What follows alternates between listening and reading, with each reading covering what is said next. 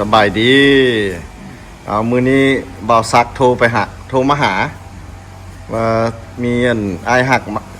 มาที่ซื้อของกินมาคว้ากินว่าซั่นแล้ววันนี้เฮากับมาหากับเจ้าป๊อบจนตื่นมันมาเจอไอ้ใหญ่อยู่นี่ตื่นตกตะลึงตกตะลึงบ่าวซักบ่บอกว่ามันมีไผแน่อยู่นี่เพิ่นอยากกันมาเซอร์ไพรส์มาเจอมิสเตอร์ไลอยู่นี่บัดนี้โลสบายดีคนเฟรชโนคนเฟรชโนแหละโอ้ตื่นเลยพาเขาจุดตื่นหมดมื้อนี้มาเจอเอากวาดหลอนนะเอาแบบสันหลอนกันเลยเนาะมาจากหลอนอ้ายใหญ่กับมันหลอนอีกนะอ้ายใหญ่นั้นมาเจอเจ้าเขากับจุดตื่นเอ้าโอ้เจอโอเคเขาก็จะให้น้องสายมาหาอยู่แล้วรัดโอ้แบบบอกกันเลยได้ที่ไหนคนบ่ฮู้เรามีแต่ว่ามีคนซื้อเอาคงกินมาคว้ากินอยู่นี่เพิ่นกำลังมาว่าซั่นบอกเลยยันเราอยากว่าเซอร์ไพรส์เจ้ามาเพราะเพิ่นกำลังมาว่าซั่นเพิ่นเป็นอะไรสินะอะไรเบาสักนะมักเซอร์ไพรส์เพิ่นมากบูมูจัดกันไว้บูมูจัดมาหาไม่ปล่อยแพ้เขามันมาที่ต้นนะว่าที่ต้นนะปล่อยแพ้เอาลัดใจดีลัดใจดีไม่เมาแล้วนี่ไอ้ของเราได้ยินมีม้วนลายม้วนลายสะพายเซมาเจอไอ้อยู่นี่ว้ามานั่งโคโลอยู่นี่ได้จังได๋วะแน่มิสเตอร์ไลไปอยู่อเมริกา40 กว่าปีคือร้องเพลงเราได้มวนนะคนนะวะสาวจอดชันลำได้เบิดวะบ่ได้แต่มันมีไอ้งามหาเงินเก่งนี่มากกว่าเพลงโพดมากหลายอันนี้ของว่าโอ้มิสเตอร์ไลมาแต่เฟสโนเนาะมีอย่างที่เว้าหาคนเฟสโนบ่นี่น่ะคนเฟสโนเบิ่งอยู่นี่สบายดีทุกคนเด้ออ้าวอยู่ดีมีแฮงท่านอยากมาก็มายามนะนี่แหละมาอยู่ฮอดเมืองลาวแล้วเดี๋ยวนี้สบายดีเนาะโตสบายดีบ่เก็บบ่ใครบ่ไอดอกนะมาโลดเมืองลาวนี่เฮานี่มักมวนอยู่แล้วกินเบียร์ซุมื้อโอ้ถึงวันศุกร์ถึงวันเสาร์ฮอดวันอาทิตย์โอ้มีมื้อพักอีกประเทศลาวเฮานี่นะโทมาโลดนะสะดวกสบายอีกแบบว่าอย่างเงียบสงบดีโอ้เงียบใครที่อยู่ลาวสูงเลยโอ้ยสูงมาใส่บ่ได้แม่เนี่ยมวนนี่หรอสบายดีโอ้ยเจ้าเว้าไปเบาๆเด้อจะเจ็บใกล้เขาตายตัวนึงแม่คนเราเนี่ยเราเว้ากันมาแหละยังบ่เจอก็เชื่อเอาเบียร์ไปไรเด้อมันเอาสัมภาษณ์เนี่ยเจ้าฮู้เราได้จังได๋แล้วฮู้แต่โดนแล้วอันนี้นี่กูเจอกันเนี่ย30ปลายปีเลยเด้30ปลายปีฮู้กันที่เฟรชโนคนนั้นแม่นว่ะคนนี้คนแพงกันเด้อยู่เฟรชโนกันว่าเจ้าพื้นฐานตะกี้เนาะซันบ่าวซักฮู้แต่โดนแล้วอันนี้นะเอาซั่นเล่นกันคนละกลุ่มซื้อนะเลยมาซักรุ่นอ้ายบ่โอ้เราเป็นรุ่นอ้ายว่ะรุ่นเดียวกันว่ะโอ้ไปฮู้กันแต่อยู่พุ่นแล้วอันเจ้าบัดนี้เรามาอยู่ลาวเจ้าฮู้ติดต่อกันได้จังได๋โอ้เราเห็นFacebook แล้วก็request friend แล้วก็ไปเห็นได้เจ้าไปเห็นได้จังได๋บ่ได้นะเพิ่นมาเนี่ยจำมาได้ว่าซื้อไล่นะลัคกี้นั่นนี่เจ้าไปเห็น Facebook เราได้จังได๋ไปติดต่อกันได้จังได๋ทะเบียนเราเห็นมันต่อติดคนแล้วมันขึ้นมาว่ะขึ้นมาเองนะแม่นว่าบ่าวซักเจ้าฮู้เราได้ติดต่อกับเราได้จังได๋มือนั่นจะมาแล้วบ่เมียคนแอลลี่ส่งเครดิตคอร์ดมาให้เรานะส่งบัตรแบงค์มาให้เราเครดิตคอร์ดมาแล้วคอยมามาส่งไปดิแล้วก็มาเจอเรานี่แล้วจำว่าอะไรนะก่อนจำว่ามาเจอกันแบบต่ำกันรถหวาบ่ได้นัดบ่ได้หยังบ่เมียเขามาแต่อเมริกาแอลลี่ฝากเครดิตคอร์ดมาให้ฝากมาให้ไผมาให้บ่าวซักนี่แหละโอ้เป็นไผลูกสาวเราหวะบ่ลูกสาวแอลลี่เป็นไผอยู่เท็กซัสนะฝากกับเมียเจ้าฝากมาให้เรานี่ มาแต่อเมริกาพุ่น มาแต่อเมริกา เมียเจ้ามาหาอยู่พี่หวะ มาหา โอเคมาแล้วเจ้านำเรามา นำ เจ้าก็บ่ฮู้ว่ามาหาเรา บ่ฮู้บัดนี้มันฮู้กันบัดนี้นะ โอ้ บ่ได้เจอกัน30ปลายปีเลยเด้ ก็ติโทบึดเดียวหนึงเนาะ โอ้ย ผ่านความฝันเนาะ เด้อถึงยังว่าแล้วเอ้า อยู่ด้วยอยู่ร่วมกันอยู่หมด กินนะ แค่พอเลยนะ เออ มาเจอกันห้วยห้วย โอ้มาเจอกันด้วยความบังเอิญเว้านี่เนาะ กินยังว่าแหละ เราลง เออ ฮู้กัน เออบังเอิญ ก็ดีใจกันฮักแพงกันไปบัดนี้นะ เออ สมมุติเรา ไป อ๋อ เรายังจำผมบ่ได้คนชื่อเราเด้ ไผทักไผก่อน วะ ไผทัก บ่รักว่าแด้ถ้าก่อนโอ้เอาฮู้ได้นี่ โอ้เจ้าทักเราก่อน เออ เบาซักบ่จื้อเราสมบ่ ผู้ชื่อแล้วผู้ชื่อแล้วตอนกี้ขอจอยน้อยๆเด้ น้อยๆจะจอย เออจะจอยโอ้ยเดี๋ยวนี้ห้วย เดี๋ยวนี้เต็มปึก เหลือเต็มปื้มแล้วนี่ ก็ใช้งานได้ โอ้ยนั่นแหละไปเอ้าจะฮู้กันก็ฮักแพงไปเลยนะ โอ้รถเที่ยวมาหาเดี๋ยวเทื่อที่ แล้วก็บุ้ยไผอยู่แฟชั่นโนมีแต่น้องไซนะของฮู้เราตอนนั้น ไปก็หักแพงกันไปเราโทรมาแล้วก็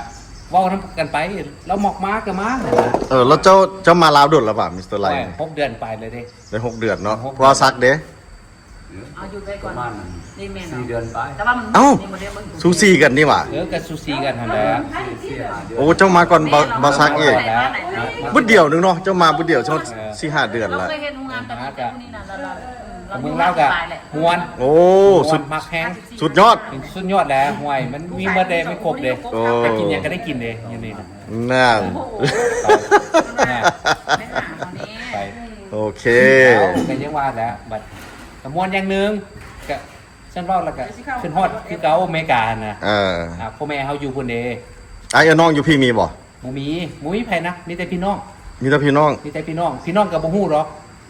อ้าว อันน่ะเอ้า บ่ได้ไปหาพี่น้องว่ะ จะไปหาหักบ่ฮู้กับเจ้าเด้ โอ้กับบ่ลึงกันเนาะ บ่เรื่องเด้อันนะ โอ้ ครับ แล้วเดี๋ยวนี้ตัวมาอยู่กับไผล่ะเนี่ย โอ้ยเซาน้ำอยู่อ่ะคนมากน้ำกันล่ะเซาเงินอยู่ อืม เซาเงินอยู่ ห้องแถว ตามบ่เป็นเงินหลัง เงินเป็นหลังวะ นั่นเป็นหลังอันนะ โอ้ ไปก็บ่แพงปานใดเดือนหนึง250 เหรียญ ฮะ เหรียญหวะ เงินดอลนี่แหละ เอามันคือแพงแท้บ่แพง เอาปีหนึง3,000 โป้ ปีหนึง มัน 3,000 แพงเนี่ยน่ะไรเอ่ย โอ้ยกะพออยู่ ปีนึง3,000ก็60ไปละ เป็นเฮือนเป็นหลังว่ะคือห้องแถวว่าใหม่เด้อ อ๋อเงินเป็นหลัง นั้นเป็นหลังมีเจ้าห้องนอน 3ห้องนอน2ห้องน้ำ 3ห้องนอน2ห้องน้ำ เออ มีดินกว้างบ่ บ่มีดินบ่มีหยังนะมี คนจอดรถก็ยังบ่มี โอ้ นะครับจากพออยู่ จ่ายไปแล้ววะ โอ้จ่ายไปหมดแล้ว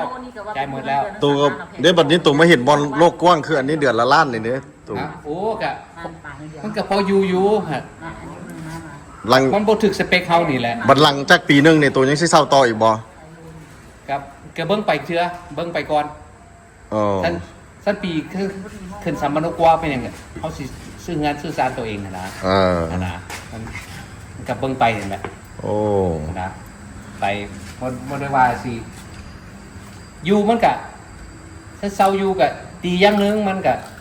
ห้องรับแขกกว้างไว้นะมาห้อง เรา รับ ก็ แขก ซื้อดินน้อยๆไว้พอคุมงานอยู่ด้วยนะธรรมดา โอ้ ซื้อยังบ่ได้เถื่อนะ มีเงินที ฮะเรื่องบ่มีเงินกับบ่มีอ้าว โอ้ เจ้าสิซื้อเจ้าสิใส่ซื้อไผ โอ้จะออกสมุนไพรได้ เพิ่นบอกว่าดนปานใดเขาจังได้เป็นสัญชาติลาวเพิ่นว่าจังได๋ คือคุณว่าบ่รับปีหนึง3ปีถึง5ปี ปีนึงถ้าถ้าบ่มีหนังปีนึงได้ ว่าบ่ได้เอ้ยเขาบอกเขาเจ้าเว้านี่เว้าเองนี่จาก immigration เจ้าถามแล้วเนาะ ถามมึด เพิ่นว่าจังได๋ เพิ่นว่าถึง3ปีถึง5ปี 3-5 ปีป่ะ ถึง3ปีถึง5ปี แต่ว่าซาเข้าไปเนี่ยเขาจะแนะนำว่าปีนึงหา3ปี บ่3ปีถึง5ปี ว่า ว่าปีนึงหั่นน่ะเอาเมียบ่ได้ โอ้แม่นว่ะ ปีหนึง เอาเมียบ่ได้ โอ้ ตัวนี้แฟนได้บ่ล่ะ อยู่ลาว แฟนมีได้บ่ล่ะ บอกเพิ่นเว้าเองได้ออกจากปากเพิ่นเอง โอเค คอยก็ออกป้าละ มี ปี แฟนได้ แล้ว ยังใครได้เนาะบ่มีเมียบ่มี มี เส้น มี เส้นบ่คือกันได้เส้น แม่คนละเส้นแท้ เส้น ถ้าไอ้สั่งนี่นะมันมีความพิจารณาปีนึงสามารถออกได้6 เดือนจะออกวัดเกี่ยวเราเทียบ บ่ โอ้อันนี้ เนาะมาจากกันนะผู้หลายเนาะใครสิว่ากัน ก็ เนาะ เฟรชโนแคลิฟอร์เนียพุ่นแหละ แคลิฟอร์เนียเอาบอกชื่อเพิ่นเด้ เอาซื้อไลท์ สิไรเนาะ มานี่6 เดือนไปแล้ว 6เดือนไป เออ เป็นนี้แล้ว อยู่แถวพุ่นแหละบ้านโอบ้านหอมพุ่นแหละอันนั้น ก็ว่าอยู่ปรับตัวได้หรือว่าหรือว่าแนวไร ก็ได้หน่อยนึงครับบ่ได้หลาย คน นะ เข้าไป อยู่ไปทุนละสุมือสุเท้านี่แหละ ดีใจนะจังไงก็เข้ามาบ้านพ่อบ้านแม่เขา บ้านเกิดเมืองนอนเอาดิต้องมาแต่บ่ เอาอันนี้เขาซีไปทาง แมงวัน ทางนานา ต้องเอา เบาซักวันนี้นะเพราะว่า ใช่ไหม เบาซักนี่เพิ่นก็มีสปอนเซอร์เนาะผู้นี้นะน้ำอีกเนาะคนงามอีกทั้งเป็นคนงามแล้วก็เป็นสปอนเซ ใจ อร์ ดีอีก ใจดีอีกเอาสิเอาซ้ำใดเอาขึ้นจะได้ก็ว่าไปเป็นสปอนเซอร์ก่อน กระบุงูเนาะเอากระบาความเป็นเรื่องเราเนาะก็คือว่าขึ้นมาแต่คนคือจะบุญญาติพี่น้องเนาะภาพเอาเรามาถือว่าเราเป็นน้าบ่าวเขาเข้าไปเราเป็นหลานเขาทำนี้บุญนี้อย่างไร ก็ไม่มีอย่างไรนะแต่ว่ามนุษยธรรมเพราะว่าเจ้านี่บุญงามภูมิดีของเจ้านั่นนะ โอ้บ่ธรรมดาเลยเรา ถ้าใส่บ่ได้อีก เออ ในโลกนี้เจ้าเสิร์ชโซโลดถ้าว่าคือนางนี่แหละ แม่น ถ้าหากว่าเรามีความสามารถหรือว่าเขาอนุญาตให้เราไปประกันอีก เราสิไปเอามาอีกแต่ว่าบ้านเขากฎหมายบ้านเมืองเขาว่าได้ประกันได้แต่ผู้เดียว แม่นกฎหมายบ้านเมืองเขา ตัวสุดยอดน้องสาวเลยสุดยอด อ้าวน ายเบ้าสับใจดีดิมีว่าอย่างเพิ่มเติมบอกขอบใจหลายๆที่ว่าได้สปอนเซอร์ ขอกับใจเพื่อนหลายเป็นสปอนเซอร์ โอ้ ซอยเพื่อนก็ซอยเลย เขาก็บ่ฮู้ได้เนาะทำอิฐเนาะลมไปลมมาแล้วสปอนเซอร์ใหญ่นั่งโคโลอยู่นี่ ถ้าว่ามู่คู่แล้วก็พี่น้องว่าไปบอกอะไรอยากมาเยี่ยมญาติเพิ่นก็เปิดหัวความสัก เป็นอย่าง ธรรมดา น้องวิ่งคือกัน ธรรมดา มื้อใดมื้อหนึงเขาสิไปสวนเพิ่นเพิ่นมีฟาร์มกว้างว่าสิได้แม่นว่ะ ส้มโอหมักเกี้ยงใหญ่ เกียงนี้ เกี้ยงใหญ่พุ่นละแถวบ้านนอกบ้านนาพุ่นละแถวพุ่งพุ่นละเขาสิไปยอมมานี่ก็เห็นที่ไอ้น้องชายพวกนี้นะอยู่ ดีใจว่าคุณมาคือบ้านเดียวกันนี่ได้อยู่ดี วันนี้ก็เขาก็สิได้ปิด เตรียม ค ที่ ลิ ไป ปเนาะ ซัวผ่าเชียงคำยุ่งว่าเป็นว่า ขอบใจหลายๆเด้อที่ว่าพี่น้องๆหรือว่าเข้ามาชมวิดีโอของเขาเนาะแต่ว่าอย่าลืมของไอรัฐ แม่นว่ะ บอกไปว่าไปสัมภาษณ์ไหมแล้วก็สัมภาษณ์ได้ดีเนาะสัมภาษณ์มาจาก เจ้าเจ้าเบิ่งแต่ตอนอยู่ต่างประเทศพุ่นว่ะ โอ้แต่ยุดดังประเทศ YouTube ก่อนมาลาวอีก โอ้ยไปซื้อปีนยนต์มานี่ก็มาหาเจ้านี่หรอ แม่นซะบ่ โอ้ย ก็แท้ว่าจับมือได้ซะน่ะโอ้ ท่านก็ชิดไปถือบ้านเจ้า ไปฮอดบ้านถึกเว้ย หมาก็เป็นยังพยานหมา จริงใจให้เลยนะ มาคนบักใหญ่3ตู้แล่นใส่ รถถามเราเนี่ย แล้วยางจับหัวซอย รถเขาบุกก้าวรถมันหมาย สอบกับเมียนั่งที่รถ เนี่ยจับหัวหมาค่อยซื้อตัวบักใหญ่หมาก็บ่เฮ็ดหยังล่ะมันแล่นไปหาซื่อ เพราะว่าก็เฮียนคนบ้านนอกคนบ้านนอกว่ากันฮู้ซื้อเพิ่นแล้วเพิ่นบุกกะดอกเพิ่น ๆเอิ้นซื้อ รู้จักกันชื่อแล้ว ก็ มึงไม่ต้องมามึงนักวัดขาจะไหว้ไปแล้ว หักแพงกันยังบ่มีมือกลับเถอะติ ยัง ปียนต์เจ้านี่วันเวทิเกตว่ะ วันเวทแล้ว วันเวมานี่แม่นบ่ กินขนม โอ้แปลว่ายังยาวอยู่เนาะ ไก่ ซั่น กินแล้ว ยังยาว อยู่ แล้วมาตลาดใดก่อน วอชิงตัน DC วอสเตท State โอ้อยู่ โอลิมเปียวอชิงตัน โอ้อยู่แปะแคลิฟอร์เนียเนาะ ใกล้กับออริกัน ออริจิน Yeah ฝนตกตลอดแม่นบ่แถว วอ นั้น ชิงตันแล้วก็ออริกันแล้วก็แคลิฟอร์เนีย แม่นบ่ฝนมักตกมันเมืองใดก่อน ก็ สุดยอดคือเรื่องฝนเจ้ามากฝนไปทั้งโลก ค่อยเคยไปลิ้นหั่นฝนตกตลอด ขันเจ้ามากฝนนี่เป็นโอ้ยเป็นโอ้ยกัน ค่อยไปเจอแล้วฝนแบบมันหนาวจังเลย ฝนทุกหลาย หนาวก็บ่ดึกหลายประมาณ2 อากาศจะเป็นประเทศเขาเนาะโอเคเนาะบ่แตกต่างบ่หลาย บ่ฮ้อนปานนี้ แล้วก็บ่หนาวปานใด แบบความร้อนมันบ่ได้เหนียวหั่นนะมันแห้งอยู่พุ่นมันร้อนแห้ง เขาเอิ้น อยู่จีนเขาจะหนาว8 เดือนฮ้อน4 เดือนอยู่จีนนะคือเบิ่งหนาวความหนาวเขา ออริกันกับวอชิงตันมันเป็นอัน เมืองสีเขียวเนาะ แม่นล่ะงามทิวทัศน์บักงามๆอยู่หั่น วินสเตทต้นไม้ต้นอย่าง อา นี้ หาร นะ แบบอยู่กัน บ่ หาธรรมชาติไหน พอฝนตกดี ฝนตกต้นไม้ โอ้แล้วก็มีอีกเมืองหนึงได้อันเขาเจ้าอันเติมน้ำมันให้คืออยู่ลาวหั่นนะเมืองใดก่อน โอ้ยออริกันเนาะ แม่นบ่ มีเดียวพวกเล่นออริ พอเขาไปจอดรถแล้วมีคนเติมให้ พวกเล่นออริกัน ผมเคยไปเที่ยวเทื่อหนึงว่าคืออยู่ลาวเลย อันแตกต่างกันอยู่ลาวนี่มันมีคนเติมน้ำมันให้อยู่ต่างประเทศหันได้เติมเองเด้อนาง เจ้าก็ฮู้เรื่องนี้บ่ บ่เลยหาได้ยินว่าเติมเอง อยู่พุ่นได้เติมเองได มีแต่ออริกันบริเกต จะไปจอดจึกแล้วก็เติมเองจะเอา50 ดอลกับบีบใส่50อยู่ปั๊มนัมเบอร์4ตึ๊บแล้วก็มันเฮ็ดเองของมันนะฮอด50แล้วมันก็หยุด เวลาเจ้าคันเจ้ามีเงิน5จะไปบีบกันแต๊ดไปคันลืมหมด จะเขาไปจ่ายเงินก่อน พนักงานเขาผู้เดียวอยู่ข้างในหันนั่งยืนโคโลอยู่เคาน์เตอร์หั่น ยายก่อนบอกว่าพี่ใส่ตัวไหนมันยุดให้เอง ยุดเด้มาสมมติว่าเราเติม50เนาะเราจะโลกกายไปเขาจะตัดต้นบ่ เขาตัดรถคันเอาไปจ่ายกับคนนั้นคันเอาไปใส่เองนี่มันบ่ตัดแล้วเพราะว่าถึงแล้วใส่แล้วก็ไอ้นั่งอยู่ในรถกันมาลมแล้วกินจนมันลั่นปั๊บโอ้มันกลายแล้วแบบนี้สูญเงินก็บ่มี โอ้อยู่ในเคาน์เตอร์เขาบ่บีบให้เจ้าซั่นบ่ หมดแล้วไปใส่เองไปนั้นเขาบ่ ธรรมดาเขาเข้าไปในแล้วบอกกับเจ้านะ50 ดอลอยู่ปั๊มเบอร์4ให้เขาแล้วเขาเฮ็ดล็อกไว้เลยเพราะ50แล้วมันหยุดแล้วนะธรรมดาเป็นแบบนั้น ไหวที่เดี๋ยวนะสมมติเรามีเงินตอนนั้นนะ แต่เดี๋ยวนี้บ่มีแล้วสมัยนั้นมีเขาไปใส่เลยเพราะว่าไปตึกเบ็ดมาแล้วไป ม้วน ใส่ ลงทางแล้ว โอ้ ไปลงทางแล้ววัน เมียงเจ้านำไปใส่ก่อน นำไปหาเสี่ยวคือขีดบัตรมันเจ้า เออ เอ้าเจ้าข้ามไปเด้กับมือนั้นแต่ว่าเป็นเงินในตุ้ยเนาะ แม่นโอ้ ก็เสื้อได้ว่าไปเบิ่งของเจ้าเนี่ย โอ้เบิ่งแต่อยู่พุ่นก่อนมา ก้อนมา ศึกษาก่อนมาเนาะ ศึกษาก่อนก่อนมา โอ้ วันที่เข้าได้เข้ามา แล้วมากับม่วนอยู่บ่ล่ะ ม่วนเลยโอ้ ถาม100 ส่วน 100 คนรถมาม่วนกันเมิดเว้ยมาลาวเฮา ผู้ใดคนได้มาเที่ยวมา มา มาบ่ได้ได้เท่าเลย แม่นแล้วเดี๋ยว คือคนมันนอกคนรอนั่นนะบ่ต้องมาอันเมืองเล่านะบ่ต้องมามาเลยสิจิต เอ้ยมาแล้วติดเด้ เราไม่ได้ก้าวกัน แม่นเลย ที่นำของเราบอกคักๆเนี่ยเมื่อกี้นี่นะอัดนำบทันเมื่อกี้เปิดนำบทันว่าจะไหนเกาะขอไม้นั้นกลับคืนจากคอเจ้า ของไม้กับขึ้นเลยเอาไม้กับขึ้น ขอไม้ว่าจะไหนเกาะว่าไม้ดูเมื่อกี้ เดี๋ยวคนให้จะเอามาก่อน เอา จะว่า เดี๋ยวพ่อได้แล้วบอก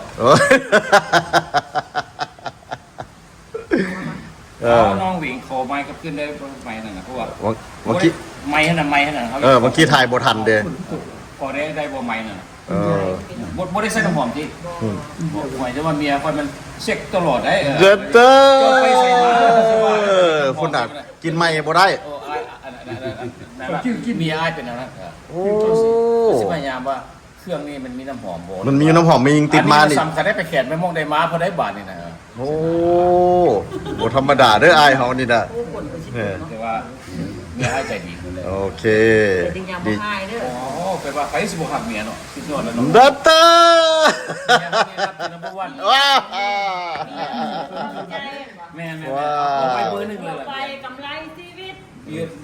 เบอร์หนึ่งเมีย แม่นโอ้ไฟมาขอบใจ โอเคโอ้อายใหญ่เฮานี่สร้างเว้าเนาะ เบอร์หนึ่งเลยแหละ น้ำหอมกินไม้มากับบ่ได้ ใส่บ่เป็นหยัง เมียฮู้โลดเนาะ เมียกับกินคนอื่น ไมโคร ได้ โฟนน้อยๆมันบ่ได้ โอ้ ใส่ เถียง ใส่ เพราะว่าเพิ่นสิไปดมคน ถ้าเจ้าสิได้สีดไว้ในคนแรกนี่เลย นั่น ค่อยมีปัญหาค่อยไปอาบน้ำบ่ได้บ่ถึงกดได้นี่นะ พอถึงแล้ว คือไม่กระดมพุ่นน่ะพ่อเมียเพิ่นละเอียด เขาอยากสักอีกสัก เรียนเลย อ้าวมาบัดนี้โอ้เราไปแล้วมาบัดนี้ สองไอ้น้องนั่นกับไปเลยได้ฟังเฮ็ดโทรศัพท์หลายบ่ได้อันถ่ายสำเนาะมาเป็นย้ายกับทีขอลากลับคือกันได้บัดนี้นะเอาซะนะฮึบฮึบฮึบตึบไปเจอกันใหม่ โอเค